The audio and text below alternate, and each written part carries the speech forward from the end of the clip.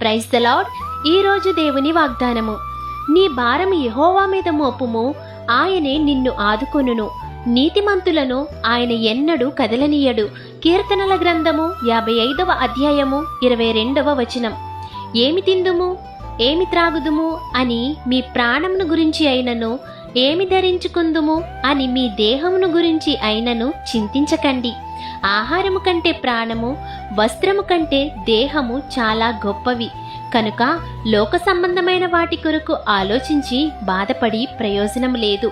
ఇకనైనా మీరు ఎదుర్కొంటున్న సమస్యలను బట్టి బాధపడకుండా మీ భారము దేవుని మీద వేయండి. ఆయన మిమ్మును ఆదుకుంటారు. ఆయన మీద ఆధారపడిన వారిని ఆయన తొట్టిల్లనియ్యరు, కదలనివ్వరు.